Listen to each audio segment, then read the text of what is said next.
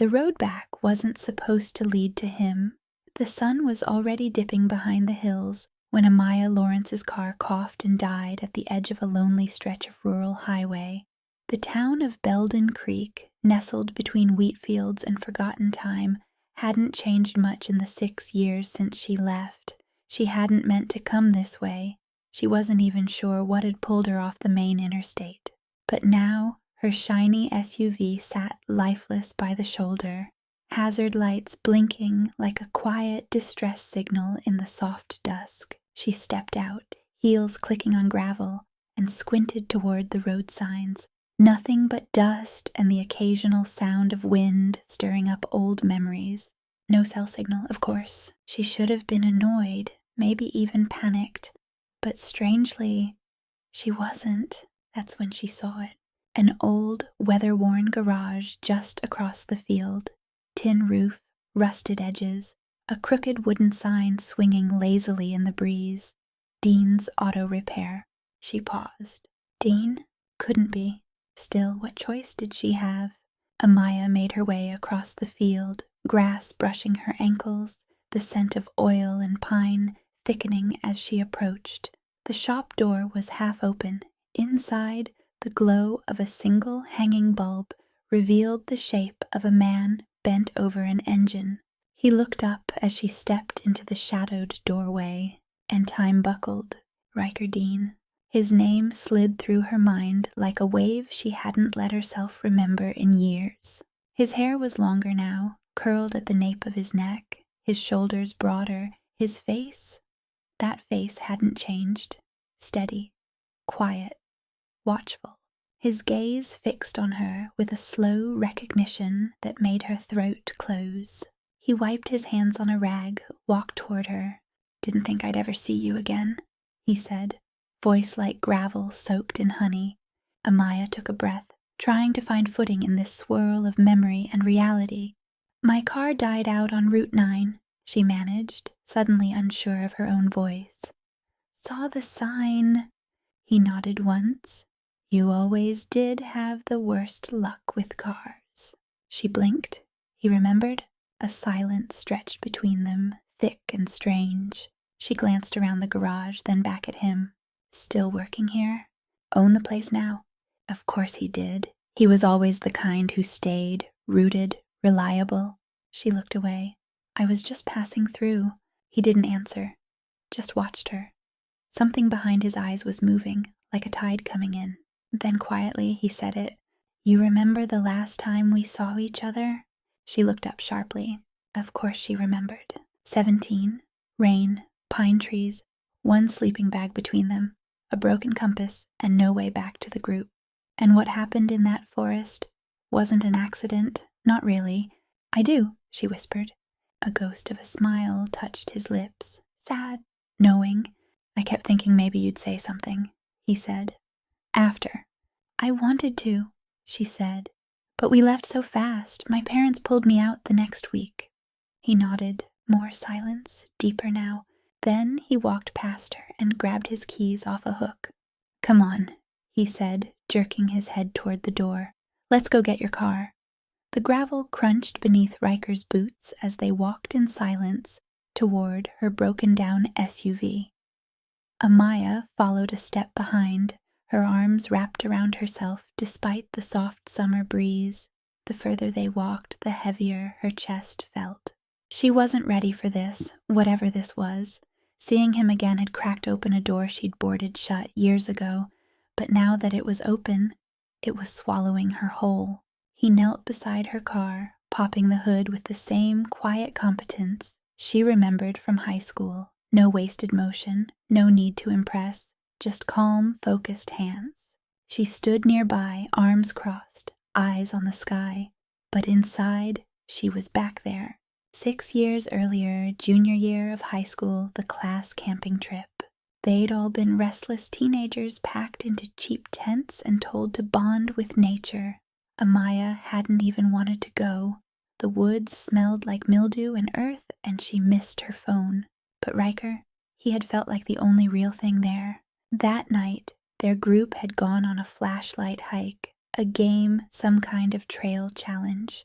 Amaya and Riker had been paired off, not her choice, but not one she'd minded either. Somewhere in the middle of the trail they'd gotten turned around, then the batteries in their flashlight died. The rest of the group was gone. No signal, no map, no clear way back. At first they'd laughed about it, sat under a tree, joked about being wilderness survivors. But as night fell and the air grew colder, fear crept in like a fog. "We should stay put," Riker had said. "They'll come back for us." So they found a dry patch beneath an outcropping of trees. She shivered, and he offered her his jacket. Then, reluctantly, the sleeping bag. Just one. "I won't touch you," he said, voice so serious it made her chest ache. But she wanted him to. That was the truth. It started with an accidental brush of fingers, then his hand on her waist. Her breath caught. "I'm cold," she whispered. And that was all it took. Back in the present, Riker shut the hood with a firm click. "Alternator's shot. I've got a spare back at the shop," he said. "You can wait there while I fix it." She nodded quietly. They drove in his dusty truck, her knees brushing his every time they hit a bump. He didn't say much, but the air between them was alive, like something unfinished. Later that night, Dean's house. The shop was closed, the garage dark, but Riker didn't stop there. He turned up a gravel road Amaya hadn't noticed before. "Where are we going?" she asked. "To the house, the old one," he said. "I don't really like hanging around the shop after hours." When they pulled up, her heart squeezed. She knew this place. The Dean family's old cottage, a small wooden house tucked just inside the woods. "It's still standing?" she asked. He half smiled. "Barely." They stepped inside. Dust motes floated in the fading light. The furniture was sparse but clean. A faded couch, a kettle, a wood-burning stove. It felt exactly the same, and yet everything was different. He handed her a towel and said she could wash up in the bathroom. She nodded, suddenly conscious of the sweat on her back, the dust in her hair. When she emerged, her reflection looked flushed, restless. He was sitting at the table, 2 mugs in front of him. Coffee. Strong, black, familiar. She sat across from him, silence wrapping around them like a second skin. Then he spoke. "You think about it?" he asked. No clarification needed. She didn't answer right away. Her throat tightened. "I didn't want to," she said. "But yeah, I did." He looked down. "Same." A pause. "I thought maybe I dreamed it," she added, almost bitterly. "Because it all happened so fast.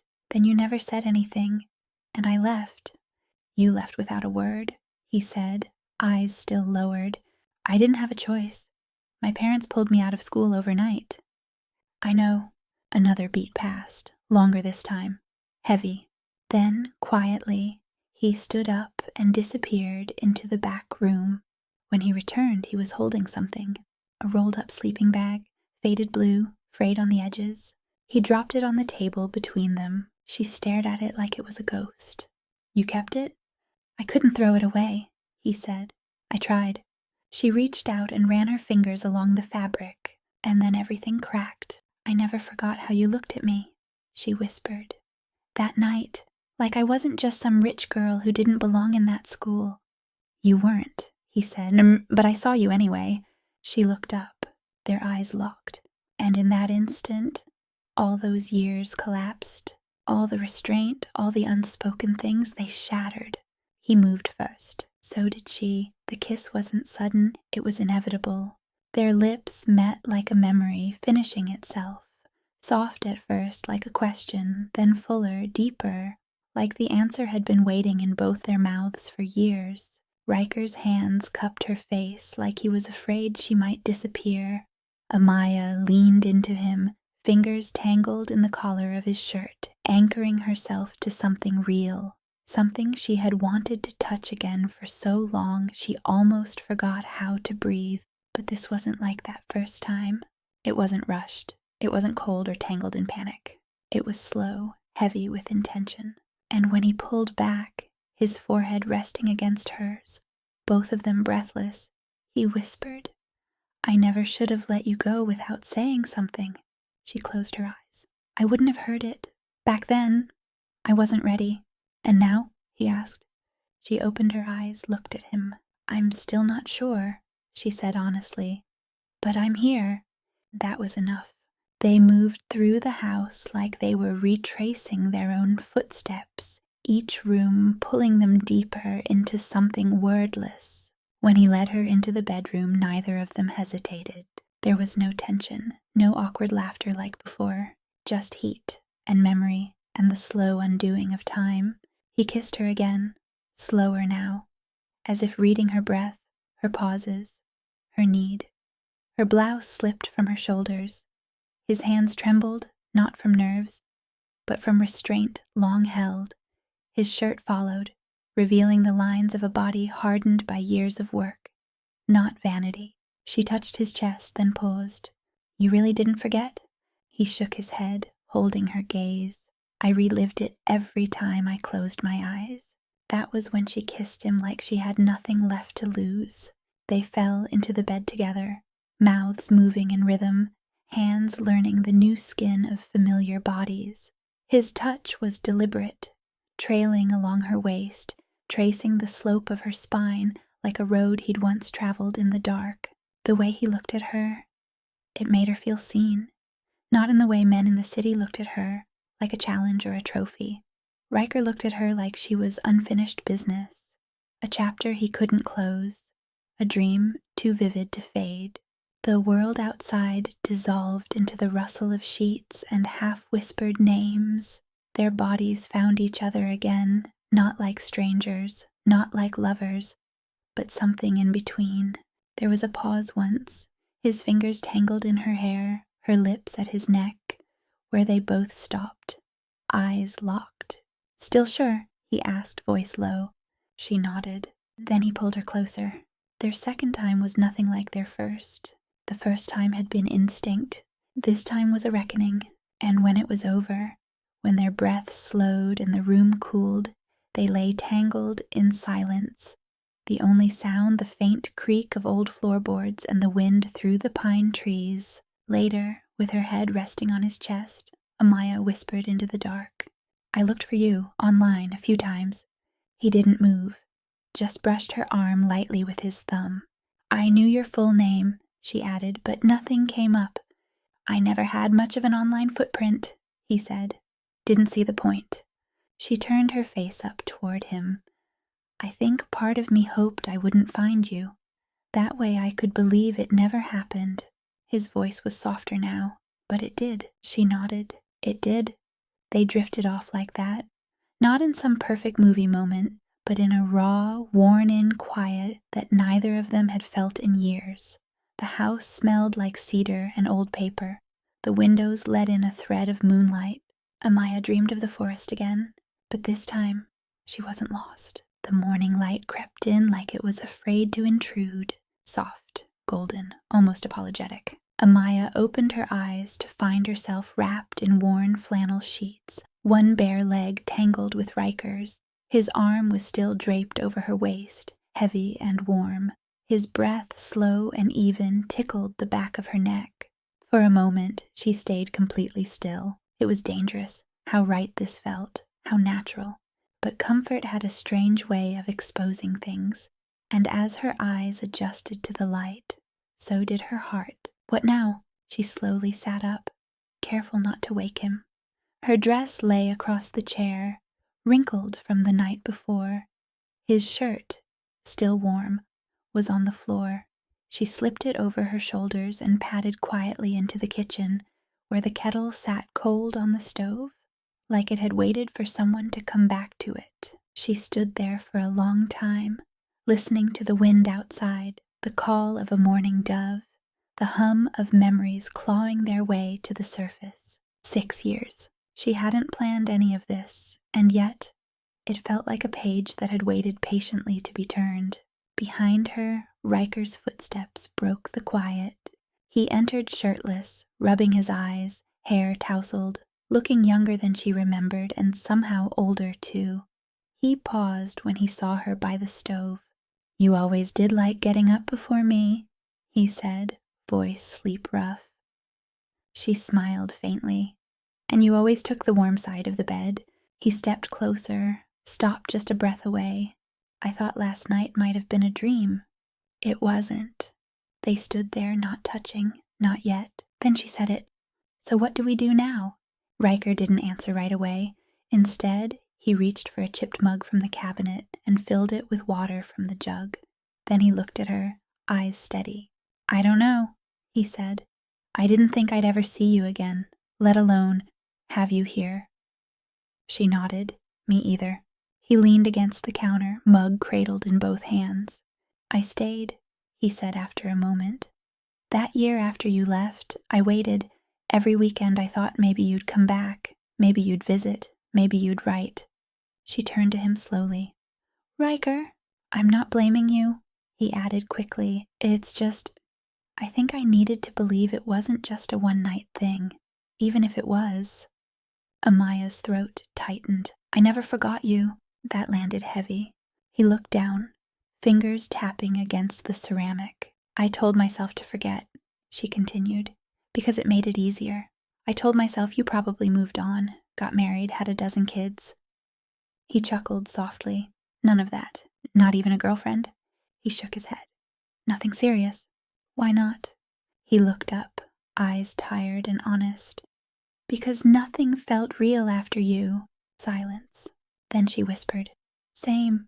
They sat together on the back porch, coffee in hand, wrapped in a shared silence that didn't need to be filled. The trees beyond the house swayed gently in the morning breeze.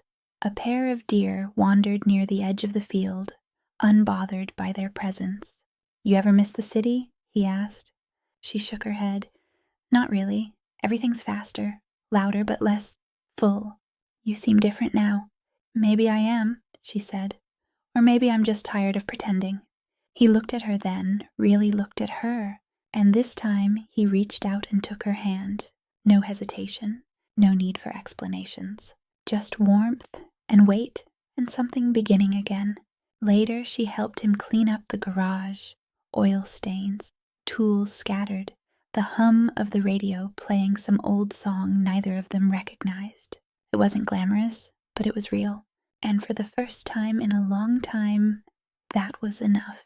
But as the afternoon light stretched across the road and her phone finally found signal again, reality began to tug at her sleeve. Messages, missed calls, the calendar buzzing in her pocket. She turned the screen face down. Riker saw, didn't say a word. That evening, as the sun dipped low again and the first stars crept out, Amaya stood by the open door of her now fixed car, the same car that had led her back to him. He stood beside her, arms crossed, jaw set like someone who didn't want to ask the question forming in his chest. Are you leaving tonight? He finally asked. I don't know, she admitted. I should. But, she looked up at him, but I don't want to. His eyes searched hers. She added, quieter now, I don't know what this is. I don't know what it means, but I know I haven't felt this in a long time. Riker stepped closer, hands slipping around her waist. We don't have to name it, he said. Just don't go yet. She leaned into him, let the weight of the moment carry her. Okay, she whispered. The next morning, Amaya didn't rush to get up. Her phone buzzed several times on the nightstand. She ignored it. Messages from her assistant, her mother, probably her boyfriend, all pulling her back to a world where control and appearances reigned, but none of them knew about Belden Creek. None of them knew about Riker Dean, and none of them had ever made her feel the way she felt now, like the world had finally taken a breath with her. She wandered barefoot into the kitchen to find Riker flipping eggs in a pan, wearing the same black tee from the night before. The smell of coffee, warm and grounding, wrapped around her like a quiet invitation to stay. You cook now? She teased, leaning against the doorframe. He glanced over his shoulder with a half smile. I survive. They ate in silence on the back porch, plates resting on their knees, the breeze soft against their skin. Everything about it felt domestic, dangerous. I was supposed to be in Asheville today, she said suddenly. Riker raised an eyebrow. Big meeting? She nodded slowly. New investors, expansion talks, stuff that used to make my heart race. And now, she looked out across the field, now it feels like noise. He didn't answer, just watched her with that same calm patience that used to drive her crazy in high school, the way he could sit in silence and still make you feel heard. She reached for his hand. I was never supposed to stay, she said. But you did. Yeah. He shifted slightly. You thinking about leaving? She hesitated. I don't know. The words were simple, but they carried a weight neither of them wanted to name. They spent the afternoon fixing up the old shed behind the garage, dusting off things that hadn't been touched in years. He found a rusty lantern, and she laughed as he tried to light it. They argued over the best way to stack firewood, then gave up and lay in the grass until the stars blinked alive again. At one point she rolled toward him, face inches from his. Can I ask you something? Anything. That night, when we were kids, did it change you? His eyes didn't waver. Yeah, it made everything else feel smaller, even after all this time. Especially after. She looked down. I kept telling myself it wasn't real, that it was just hormones or the thrill of being lost, or... He cupped her cheek, thumb brushing the edge of her jaw. It was real. A breath caught in her throat. She leaned into him and kissed him, not with urgency, but with the soft ache of longing that had waited too long to speak. His arms wrapped around her, grounding her, pulling her back to the place she'd buried so deep she forgot it had ever existed. And this time, when they came together again in the little house behind the garage, it wasn't like the night in the forest. It wasn't rushed or fumbling or shadowed in fear of being found. It was slow, intentional, heated by something deeper than memory. The tension between them, years of wondering, aching what-ifs, finally gave way to skin and breath and the sound of each other's names whispered like secrets meant to be kept. After, they lay tangled in the blankets, bare legs woven together, sweat cooling on their skin. I think I've been looking for this, she said, her voice barely audible. For me? He asked. She turned to face him. For this. Something real. Something that reminds me who I used to be before everything got big and loud and shiny. He exhaled slowly. You always did run toward the fire. Maybe I just didn't know how to stand still. He brushed hair from her face. Then stand still now. She did, just for a moment. She let the world fall quiet. But the outside world doesn't stay quiet for long. Later that evening, she checked her phone, 20 missed calls. Her assistant had sent flight options. Her mother had texted, "Where are you? This is irresponsible." And at the top of the screen, "Caleb, are you okay? I'm worried." Caleb, her boyfriend of 2 years. Stable, successful, predictable. She stared at the message, then turned the phone face down again. Riker watched her from across the room. "You're with someone?" She flinched. "I was," she said. "I think." His jaw tightened. "Does he know about this?" She shook her head. "Are you going back to him?" "I don't know." That again, always that. He stood, walked to the window, arms crossed. "I'm not going to ask you to stay, Amaya. I'm not going to beg. But I need to know if this meant something to you, or if it was just nostalgia." She stood too, walked over, and slipped her hand into his. "It meant something," she said. "It means something. I just don't know if I'm brave enough to do anything about it." He turned to her, face unreadable. "Then figure it out, but don't take too long." Amaya stood at the edge of the platform at Belden Creek's small bus station. The morning sun hadn't risen yet, but the sky was blushing a soft gray, the world just beginning to stir. A single duffel bag rested by her feet. Inside, just the essentials. Passport, laptop, a few pressed suits, lipstick shades she barely wore anymore. She hadn't told Riker she was leaving. Not yet. Not because she wanted to slip away, but because she didn't know what she'd say if he looked at her and asked her to stay. Her phone buzzed again. "Cal, your flight's in 3 hours. Do you need a driver from the airport?" "Mom." We've rescheduled with the China investors. They can meet Friday. Assistant. Reminder, PR shoot next week. All of it. The spinning wheel, the orbit she was pulled into years ago. She picked up the phone and turned it off completely. Then she sat down on the cold bench, wrapped her coat tighter, and just waited. When Riker pulled up 20 minutes later, he didn't look surprised. He parked his truck, stepped out slowly, like every movement cost him something.